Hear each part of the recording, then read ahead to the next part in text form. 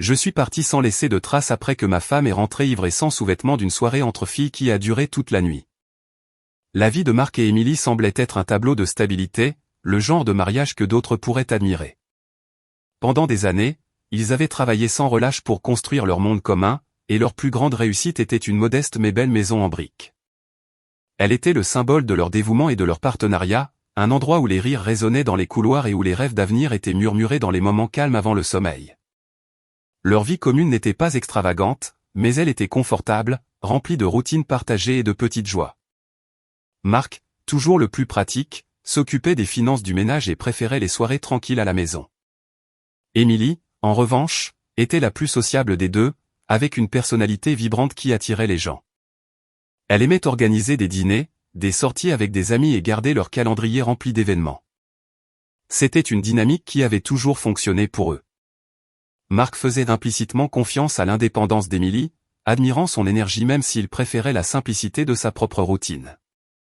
Bien sûr, comme tout couple, ils avaient leur part de désaccords, des disputes sur les factures, l'occasionnelle frustration due à des plans non lavés ou à des horaires contradictoires. Mais ces moments semblaient mineurs dans le grand schéma de leur relation. Ils avaient traversé suffisamment de tempêtes pour croire qu'ils avaient bâti quelque chose d'imbranlable. Pour Mark, leur lien était un havre, la seule constante dans un monde imprévisible. Pourtant, sous la surface, de minuscules fissures avaient commencé à se former. Mark remarquait parfois la légère distance dans le regard d'Emily, ou la façon dont son rire à ses blagues semblait un peu moins sincère. Il mettait cela sur le compte du flux et du reflux naturel d'une relation à long terme, une phase qui passerait sûrement. Après tout, ils étaient arrivés jusque-là. Pourquoi les choses s'effondreraient-elles maintenant? Mais la vie a une façon de briser les illusions aux moments les plus inattendus. La façade paisible qu'ils avaient soigneusement construite ensemble serait bientôt mise à l'épreuve d'une manière que Mark n'avait jamais anticipée. La stabilité qu'il chérissait s'effilocherait morceau par morceau jusqu'à ce qu'il remette en question tout ce qu'il pensait savoir sur la femme qu'il aimait. L'air était vif et frais ce soir d'octobre, le genre de nuit qui annonçait l'hiver. Mark était assis à sa place habituelle sur le canapé, la faible lueur de la télévision clignotant sur les murs de leur salon familier. Un match de football était diffusé, mais sa concentration vacillait. Emily était partie des heures plus tôt pour une soirée entre filles, son excitation palpable alors qu'elle tournait dans sa petite robe noire avant de sortir. « Ne m'attends pas, chérie », avait-elle dit avec un clin d'œil enjoué. Son parfum flottait dans l'air longtemps après son départ, un subtil rappel de son absence. Mark avait souri à ce moment-là, distrait par le match, et l'avait congédié sans y penser à deux fois. Au fil des heures, son aisance initiale se transforma en une inquiétude lancinante.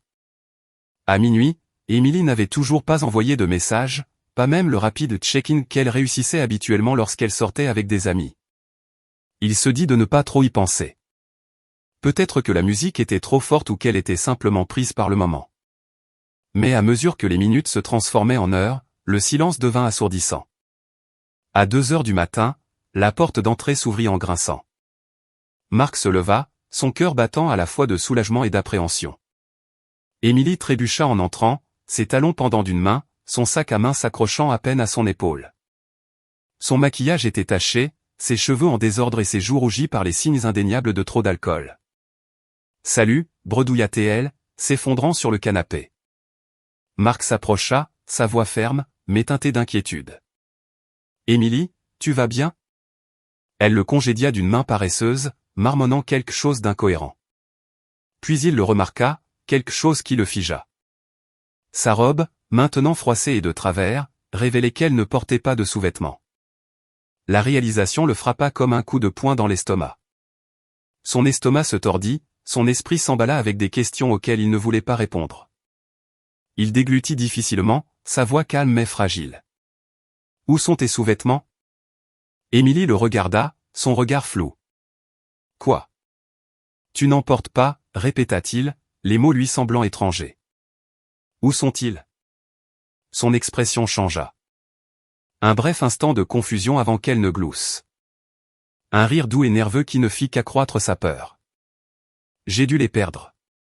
Peut-être à la boîte de nuit. » Sa réponse fut comme une gifle. Mark la regarda, sa poitrine se serrant d'un mélange de colère et d'incrédulité. « Tu les as perdus ?»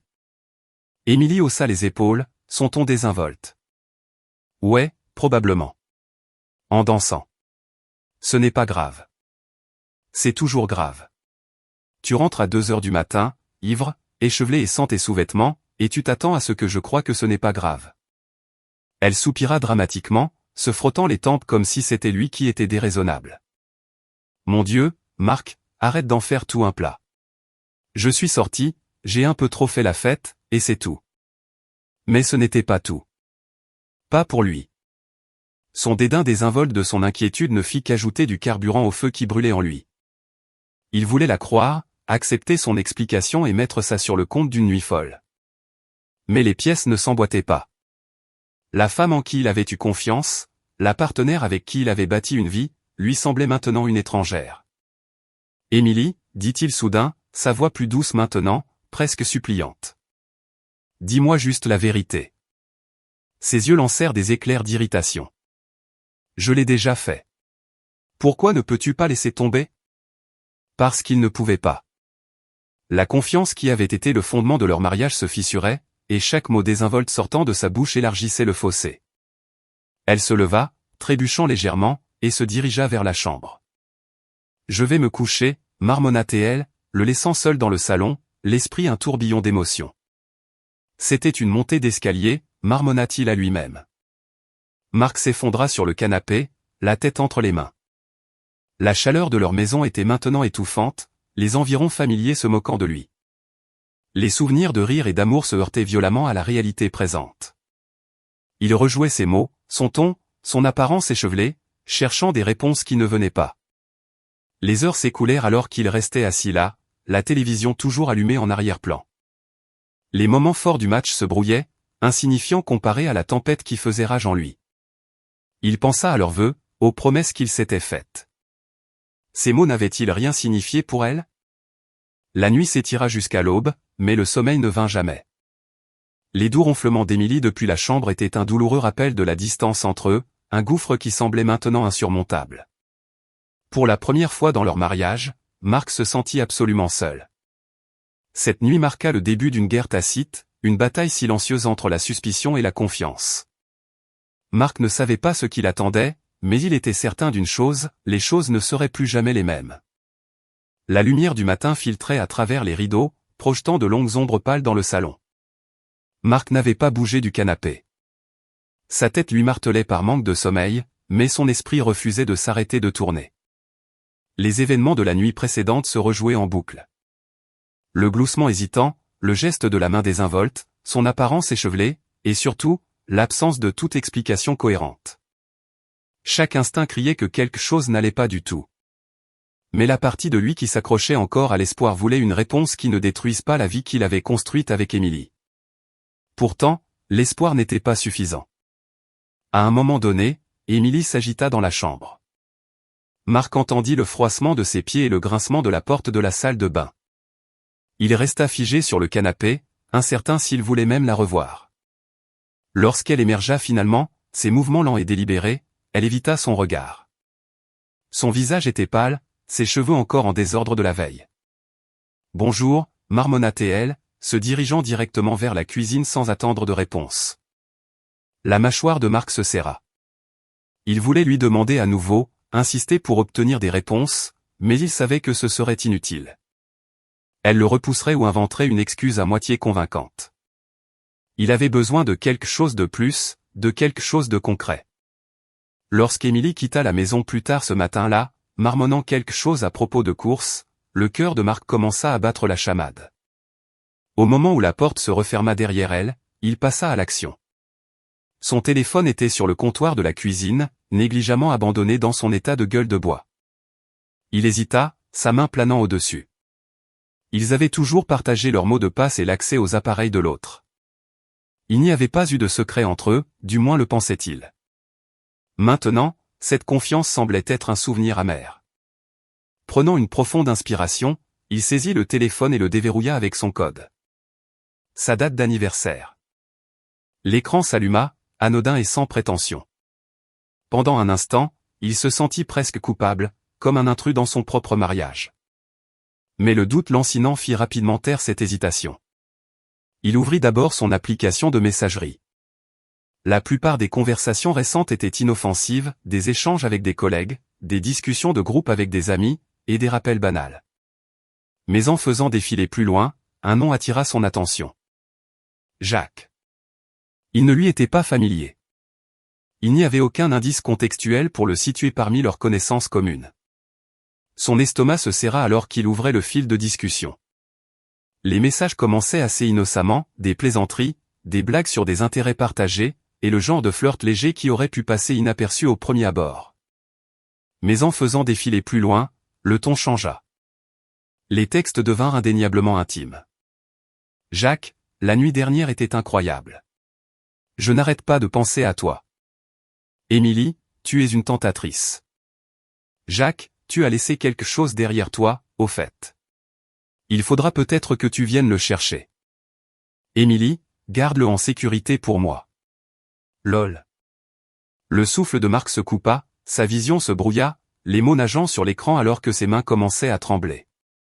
Il lut et relut les messages, espérant avoir mal compris, qu'il y avait une autre explication. Mais le sens était clair. Chaque mot était un couteau qui s'enfonçait plus profondément dans sa poitrine. Il ferma l'application et s'appuya contre le comptoir, son esprit s'emballant. Cela ne pouvait pas être ça. Il devait y avoir plus. Il passa à ses emails, puis à son calendrier, cherchant tout ce qui pourrait corroborer ses soupçons croissants. Lorsqu'il vérifia leur relevé bancaire conjoint, la dernière pièce du puzzle se mit en place. Il y avait là, une facture d'hôtel datée de la même nuit que sa soirée entre filles. Les preuves étaient accablantes. La femme en qui il avait eu confiance, la partenaire avec qui il avait partagé sa vie, l'avait trahi de la manière la plus intime. Marc posa le téléphone et s'appuya contre le comptoir, ses jambes menaçant de céder. Une vague d'émotions le submergea. Colère, chagrin, incrédulité, et un sentiment accablant de perte.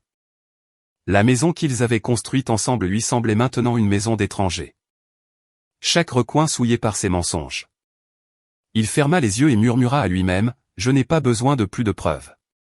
Tout est là. » Le reste de la journée passa dans un brouillard. Émilie rentra chez elle en fin d'après-midi, joyeuse et apparemment inconsciente de la tempête qui faisait rage en lui. Marc la regarda se déplacer dans la maison, parlant de ses courses et faisant des projets occasionnels pour le week-end.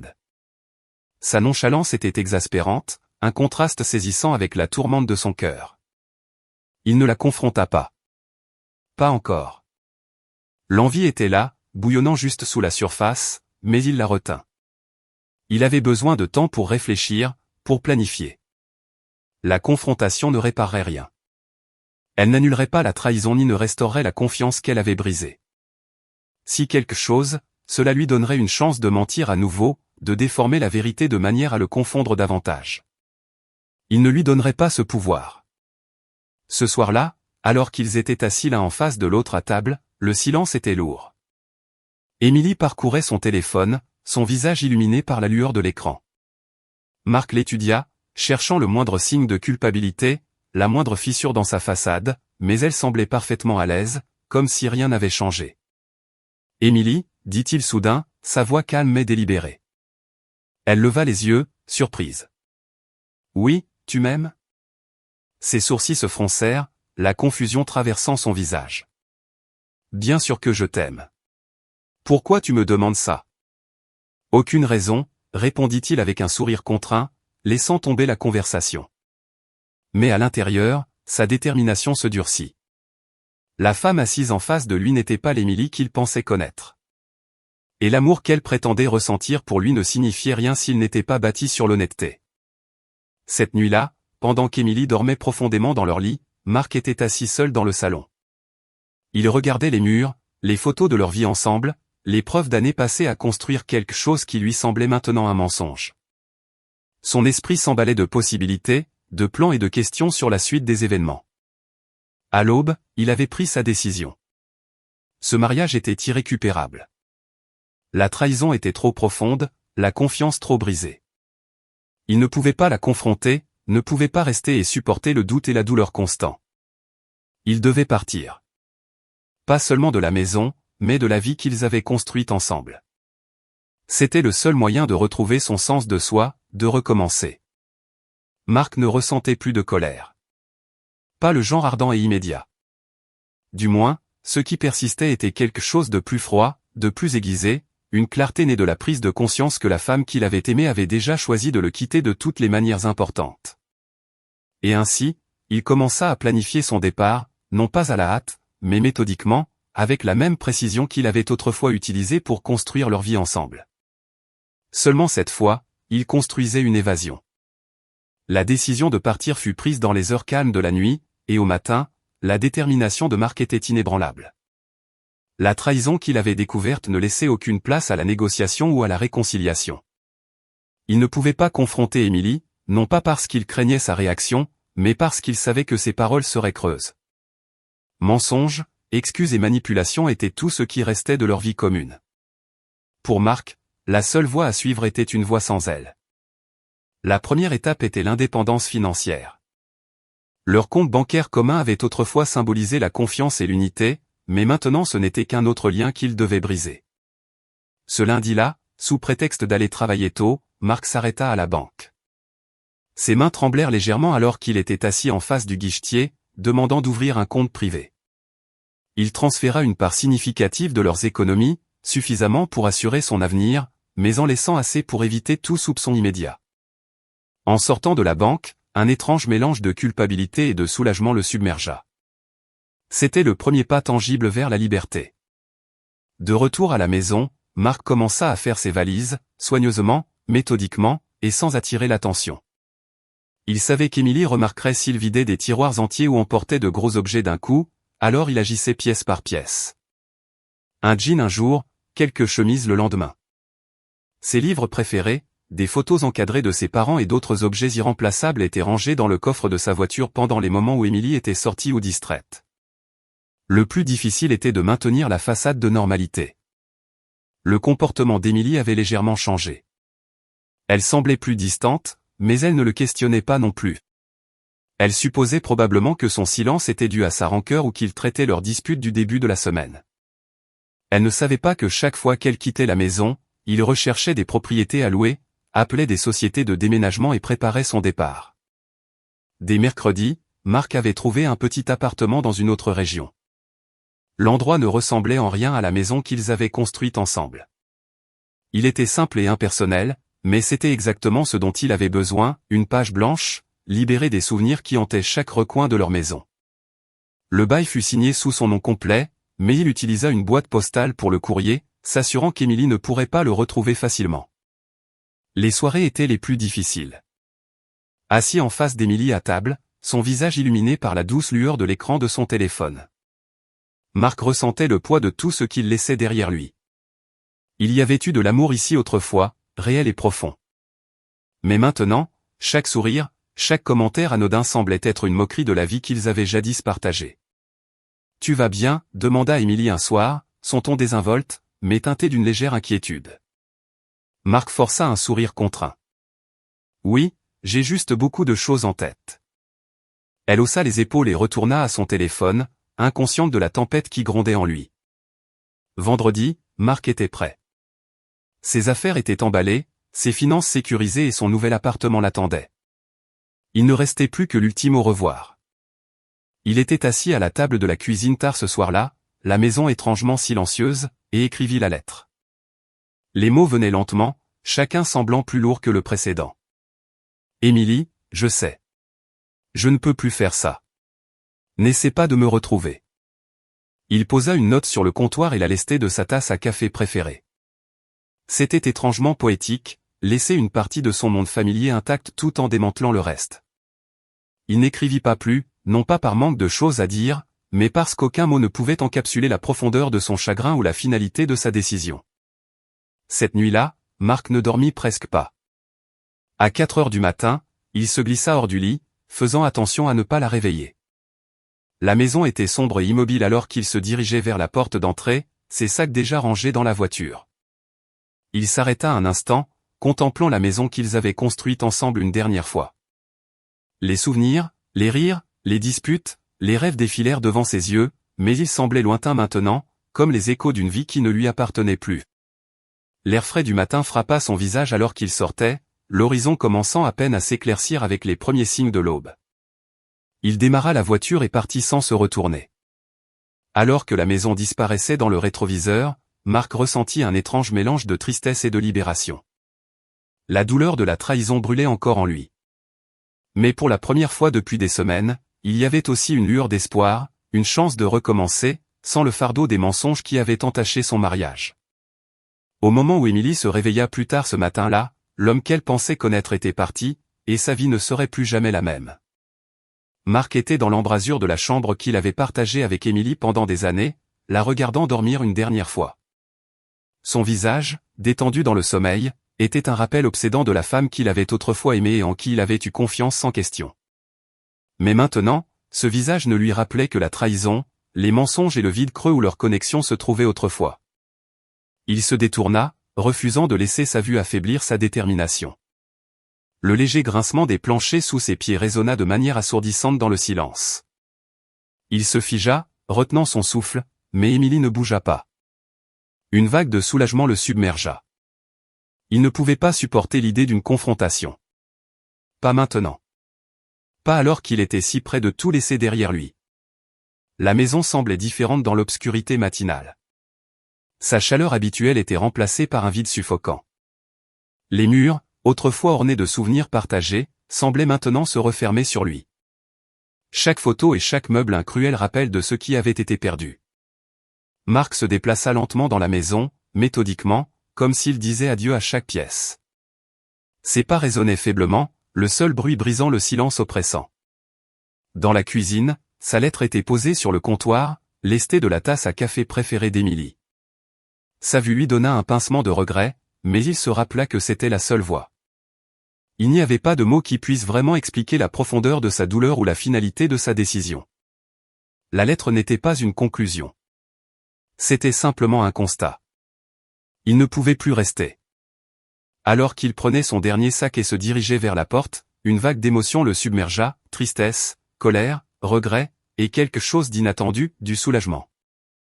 C'était comme si un poids avait été soulevé de sa poitrine, lui permettant de respirer librement pour la première fois depuis des semaines. Partir n'était pas facile, mais rester l'aurait détruit. L'air froid du matin frappa son visage alors qu'il sortait, son souffle visible dans la faible lumière de l'aube. La voiture l'attendait dans l'allée, remplie de tout ce qu'il jugeait irremplaçable. Il ouvrit la porte et plaça le sac à l'intérieur, ses mouvements lents et délibérés, comme s'il savourait ses derniers instants de départ. Avant d'entrer, Marc se retourna pour regarder la maison une dernière fois.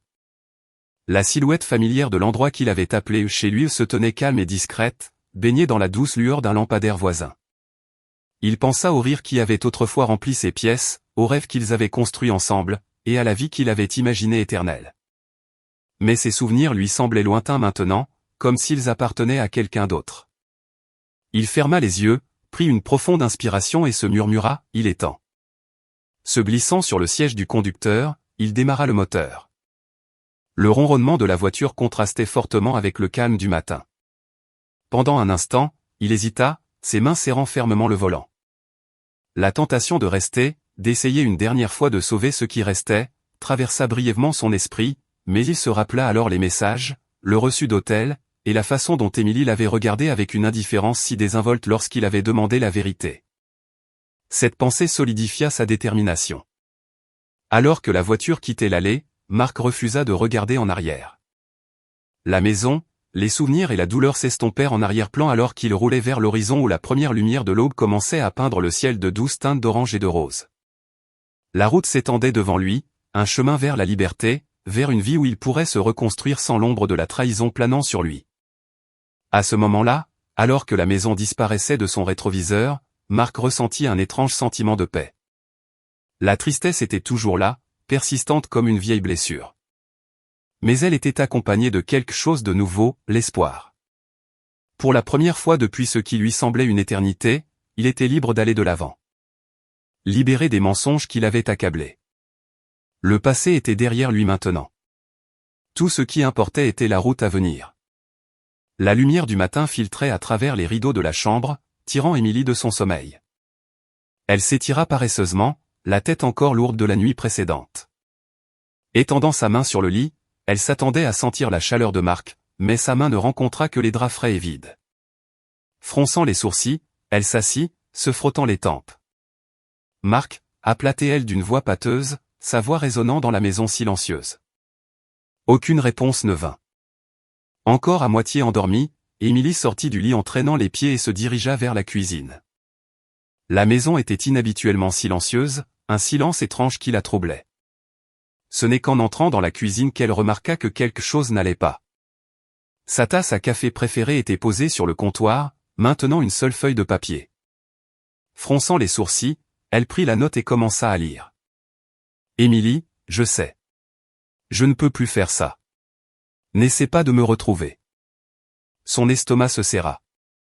Pendant un instant, elle resta figée, relisant les mots comme s'ils pouvaient se réorganiser en quelque chose de moins dévastateur. Mais le sens était clair. Marc était parti. « Non, murmura-t-elle, sa voix tremblante. Non, ça ne peut pas arriver. La panique la submergea alors qu'elle laissait tomber la lettre et courait à travers la maison. Elle ouvrit les portes des placards, les tiroirs et les armoires. Ses mouvements étaient frénétiques. La moitié de ses affaires avaient disparu. Ses vêtements, ses articles de toilette, même ses livres préférés.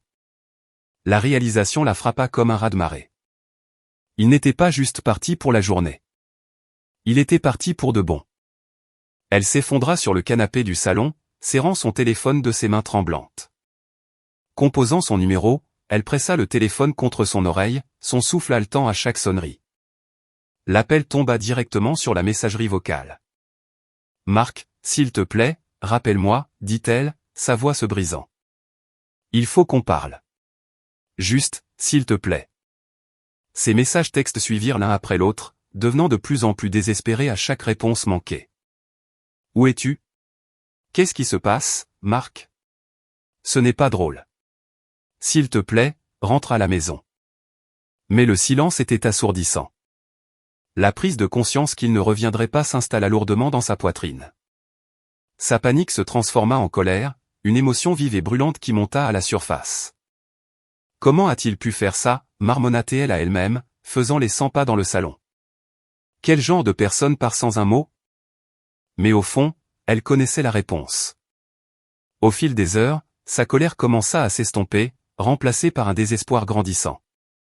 Émilie appela ses amis les plus proches, cherchant du réconfort et des réponses. Marc est parti, dit-elle, sa voix tremblante. Il est juste parti. Je ne sais pas quoi faire. Ses amis furent d'abord sympathiques, offrant leur soutien et promettant de contacter Marc s'ils le pouvaient. Mais à mesure que les jours passaient, la vérité de son infidélité commença à faire surface. Les chuchotements se transformèrent en confrontation directe. L'une de ses amies les plus proches, Claire, fut la première à la confronter. « Émilie, je dois te demander ce qui s'est réellement passé. Pourquoi Marc est-il parti ?» Émilie hésita, sa voix faiblissant. « Nous avions des problèmes, je suppose. » Il a surréagi. Surréagi ? La voix de Claire était sèche. « Émilie, allons. Tout le monde est au courant pour Jacques. Tu pensais vraiment que ça ne se saurait pas ?» L'accusation plana dans l'air, et Émilie ne trouva pas les mots pour se défendre. Elle s'effondra, les larmes coulant sur son visage. « Je ne voulais pas que ça arrive, sanglota-t-elle. C'était stupide, une erreur. Je ne pensais pas que Marc le découvrirait. » Claire secoua la tête, sa déception évidente. « Émilie, tu l'as trahi. À quoi t'attendais-tu ? Qu'il te pardonnerait et passerait à autre chose ?» Émilie ne répondit pas. La conversation la laissa bouleversée. Le soutien qu'elle avait espéré de ses amis s'estompait, remplacé par le jugement et la distance. Même sa famille, habituellement sa source inébranlable de réconfort, commença à se retirer. Lorsqu'elle avoua enfin la vérité à sa mère, elle fut accueillie par un regard de déception silencieuse. « Tu avais un homme bien, Émilie, » dit sa mère, la voix lourde de tristesse. « Et tu as tout gâché. Je ne sais pas quoi te dire. » L'isolement était suffocant. Les tentatives d'Émilie de contacter Jacques, l'homme pour qui elle avait tout risqué, furent accueillies par le silence. Il ignora ses appels et ses messages, la laissant affronter les conséquences seule. Des difficultés financières vinrent bientôt s'ajouter à son tourment émotionnel. Marc partit et leur compte commun presque vide, Émilie se retrouva à courir après les factures et les dépenses. Elle avait toujours compté sur Marc pour gérer leurs finances. Et maintenant, elle était laissée seule face aux dures réalités de ses choix. Tard une nuit, alors qu'elle était assise seule dans le salon faiblement éclairé, Émilie se permit d'affronter pleinement ce qu'elle avait fait. La lettre que Marc avait laissée était toujours sur le comptoir, sa présence un rappel constant de sa trahison. Elle la ramassa et la relut, ses larmes brouillant les mots. « Je suis désolée », murmura-t-elle à la pièce vide. « Je suis tellement désolée, Marc. » Mais l'excuse sonnait creux, même à ses propres oreilles. Elle savait qu'il était trop tard pour réparer ce qu'elle avait brisé. Tout ce qui restait était le vide de ses choix et la vie qu'elle avait perdue. Le nouvel appartement de Marc était très différent de la maison en briques qu'il avait partagée avec Émilie. Il était petit et peu meublé, les murs beige nus, et le sol éraflé par des années d'usure. Pourtant, dans sa simplicité, il lui offrait quelque chose que son ancienne vie ne pouvait plus lui donner, une page blanche. Alors qu'il déballait ses affaires, chaque objet soigneusement choisi pour l'emporter, il ressentit les premiers frémissements de la liberté. Cet espace, bien que modeste, était le sien seul, un symbole de la vie qu'il était déterminé à reconstruire. Les premiers jours furent désorientants. Le silence de l'appartement, autrefois un réconfort, devenait maintenant accablant. Sans les rythmes familiers de son ancienne vie, Marc luttait pour combler le vide. Il passait ses matinées à organiser l'espace, ses après-midi à arpenter les rues de la ville et ses soirées à fixer le plafond, le poids de son passé pesant sur lui. Les souvenirs d'Émilie le hantaient, son rire, la façon dont elle le regardait avec amour. Mais ces moments étaient maintenant souillés, chacun d'eux imprégné de la connaissance amère de sa trahison. Pourtant, Marc était déterminé à aller de l'avant. Il se jeta à corps perdu dans son nouveau travail dans une petite agence de marketing, trouvant du réconfort dans la structure qu'il offrait. Ses collègues étaient amicaux et accueillants, et le travail lui donnait un sens. Lentement, il commença à établir une routine, s'ancrant dans les petites victoires de la vie quotidienne, respecter une échéance, partager un café douillet dans la rue. Pourtant, la douleur persistait. La nuit, lorsque les distractions s'estompaient, il se retrouvait à rejouer les événements qu'il avait menés ici. Les messages, la facture d'hôtel, le rire désinvolte d'Émilie, c'étaient des fantômes qui refusaient de se taire. Il se demandait s'il avait fait le bon choix, si partir avait été la seule option.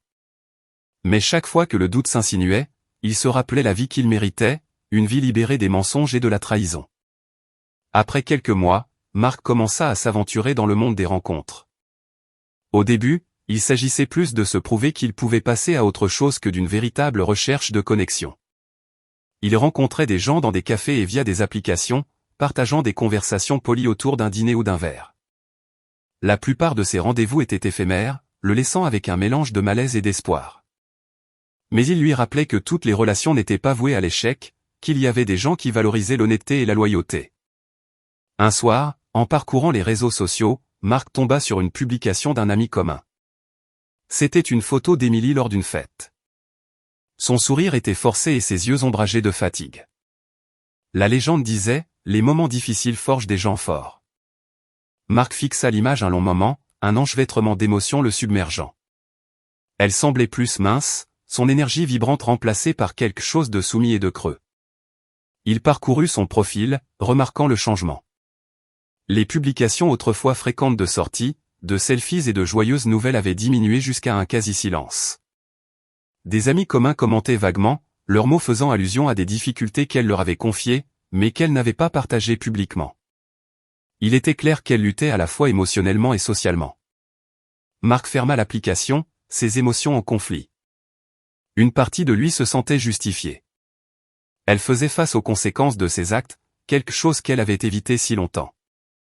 Mais une autre partie de lui ressentit un pincement de pitié. Il l'avait aimée autrefois, et la voir si diminuer était un douloureux rappel de la vie qu'ils avaient partagée et perdue. Pourtant, il savait que ces luttes n'étaient plus son fardeau. Le chemin d'Émilie était le sien seul, tout comme le sien était maintenant uniquement le sien. Pour la première fois depuis des mois, il ressentit une lueur de paix. Il n'avait pas besoin de la réparer, ni de chercher vengeance ou validation. Il était parti, et cela avait suffi. Alors que Marc reportait son attention sur sa vie, il se concentra sur l'avenir. La ville autour de lui, inconnue et pleine de possibilités, commença à lui sembler familière. Il commença à explorer des passe-temps qu'il avait négligés pendant son mariage, lisant davantage, faisant du jogging le long du fleuve et même prenant un cours de peinture. Chaque nouvelle expérience était un petit acte de se réapproprier, un pas vers la personne qu'il voulait devenir. Bien que les cicatrices du passé soient restées, elles ne le définissaient plus. La douleur était toujours là, mais elle s'était adoucie, devenant une partie de son histoire plutôt que l'intégralité de celle-ci. Et alors qu'il se tenait à la fenêtre de son appartement, regardant les lumières de la ville scintiller contre le ciel nocturne, Marc ressentit quelque chose qu'il n'avait pas ressenti depuis longtemps, l'espoir. Le café était chaleureux et accueillant, l'odeur du café fraîchement moulu se mêlant au léger murmure des conversations. Marc était venu souvent à cet endroit ces derniers mois. C'était devenu un refuge tranquille, un endroit où il pouvait s'asseoir avec un livre ou ses pensées, loin du bruit de la ville et des ombres persistantes de son passé. Il remuait de la crème dans son café quand la clochette au-dessus de la porte tinta, et une bourrasque d'air frais signala l'arrivée d'un nouveau client. Il leva les yeux distraitement, son attention plus sur le tourbillon de son café que sur la porte, mais la vue qui l'accueillit le figea. Debout là, ses cheveux plus courts qu'il ne s'en souvenait, se tenait Émilie. Elle semblait plus mince, sa posture incertaine, comme si le poids de quelque chose d'invisible pesait sur elle. Elle ne l'avait pas encore remarqué, son regard balayant la pièce à la recherche d'une table vide. Le premier instinct de Marc fut de s'éclipser discrètement pour éviter la rencontre. Mais quelque chose le retint, un étrange mélange de curiosité et de détermination. Elle le repéra enfin, ses yeux s'écarquillant sous le choc. Pendant un instant, aucun d'eux ne bougea, le monde autour d'eux semblant se brouiller et s'estomper. « Marc » dit-elle, sa voix à peine un murmure. Il hocha la tête, posant sa cuillère avec un calme délibéré. « Émilie. » Elle hésita avant de marcher vers lui, chaque pas lent et mesuré. Lorsqu'elle atteignit sa table, elle se tint là maladroitement, serrant la sangle de son sac à main comme si c'était une bouée de sauvetage. « Ça te dérange si je m'assieds » demanda-t-elle, son ton hésitant. Marc la considéra un long moment avant de lui faire signe de s'asseoir sur la chaise en face de lui. « Vas-y. » Émilie s'enfonça dans le siège, ses mains jointes fermement sur la table. Pendant un instant, aucun d'eux ne parla. Le silence s'étira entre eux, lourd de motus. « Tu as l'air en forme » dit-elle finalement, sa voix incertaine. Marc haussa un sourcil, son expression neutre. « Je vais bien. Et toi ?» Elle hésita, baissant les yeux sur ses mains. « J'ai connu mieux » admit-elle. « Marc, Elle s'interrompit, sa voix se brisant. « Je ne m'attendais pas à te voir ici. »« Moi non plus » répondit-il d'une voix égale, son regard stable. « Mais nous voilà. » Les yeux d'Émilie se remplirent de larmes, et elle les essuya rapidement, son calme s'effondrant. « Je suis désolée, dit-elle, sa voix tremblante. Je suis tellement désolée pour tout, de t'avoir perdu. Cela m'a fait réaliser ce que j'avais, ce que j'ai gâché. » Marc se pencha en arrière sur sa chaise, son expression illisible. « Je t'ai fait confiance, dit-il, son ton calme mais ferme. Je t'ai tout donné, Émilie. Et tu as tout gâché. » Ses larmes coulaient maintenant librement, sa voix se brisant alors qu'elle parlait. « Je sais. Je n'ai pas d'excuses. Je ne sais même pas pourquoi je l'ai fait. J'étais égoïste, imprudente, et j'en paie le prix chaque jour depuis que tu es parti. » Le regard de Marc s'adoucit légèrement, mais sa détermination resta ferme. « Le regret ne change pas ce qui s'est passé. Il n'annule pas les mensonges ni la trahison. »« Je sais, » murmura-t-elle, sa voix à peine audible. « Je ne m'attends pas à ce que tu me pardonnes. J'avais besoin de te dire à quel point je suis désolé. Tu ne méritais pas ce que je t'ai fait. » Pendant un instant, Marc ne dit rien. Ses pensées étaient un tourbillon d'émotions. Une partie de lui se sentait justifiée, l'entendant admettre sa culpabilité, mais une autre partie de lui ressentit une douleur qu'il n'avait pas anticipée, une douleur douce amère qui venait de voir quelqu'un qu'il avait aimé réduit à cette version brisée d'elle-même. « J'apprécie les excuses, dit-il finalement, son ton mesuré. Mais ça ne change rien. J'ai tourné la page, Émilie. Et tu devrais faire de même. » Elle le regarda, les yeux rouges et remplis de désespoir. « Je ne me pardonnerai jamais, dit-elle, sa voix tremblante. Pas pour ce que je t'ai fait. » L'expression de Marc s'adoucit davantage, bien que sa détermination ne vacille pas. C'est ton fardeau, dit-il doucement. Pas le mien. Émilie hocha lentement la tête, ses larmes séchant alors que la résignation s'installait sur elle. Je comprends, dit-elle, sa voix calme. Je ne te dérangerai plus. J'espère juste que tu es heureux, Marc. Vraiment. Pour la première fois de leur conversation, Marc s'autorisa un petit sourire sincère. Je le suis, et j'espère que tu trouveras la paix, Émilie. Nous le méritons tous les deux. Elle se leva, ses mouvements hésitants, comme si elle n'était pas prête à partir, mais savait qu'elle devait le faire. Marc la regarda s'éloigner, sa silhouette disparaissant par la porte et hors de vue. Alors que la clochette au-dessus de la porte tinta une fois de plus, Marc se rassit sur sa chaise, ses pensées tourbillonnantes. La rencontre avait ravivé des émotions qu'il pensait avoir enterrées, mais elle avait aussi apporté un sentiment de conclusion dont il n'avait pas réalisé avoir besoin. Les excuses d'Émilie n'effaçaient pas la douleur, mais elles lui permirent de lâcher complètement l'amertume qui avait persisté. Il prit son café, la chaleur le réconfortant, et regarda par la fenêtre. La ville s'activait, indifférente à la résolution tranquille qui venait de se dérouler à l'intérieur du café. Pour la première fois, Marc se sentit vraiment libre, non seulement d'Émilie, mais du poids de leur passé commun. Et alors qu'il sirotait son café, il se permit de penser non pas à ce qu'il avait perdu, mais à tout ce qu'il attendait encore. Le parcours d'Émilie après la rencontre au café fut tout sauf facile. La confrontation avec Marc l'avait laissé à vif, la forçant à enfin affronter tout le poids de ses actions. La culpabilité qu'elle avait portée silencieusement pendant des mois lui semblait maintenant insupportable, et les conséquences de sa trahison n'étaient plus abstraites. Elles étaient sa réalité. Son cercle social, autrefois vibrant et plein de rire, avait diminué. Les chuchotements de son infidélité s'étaient répandus, ternissant sa réputation. Les amis sur lesquels elle s'appuyait autrefois prenaient leur distance, certains remettant ouvertement en question son intégrité.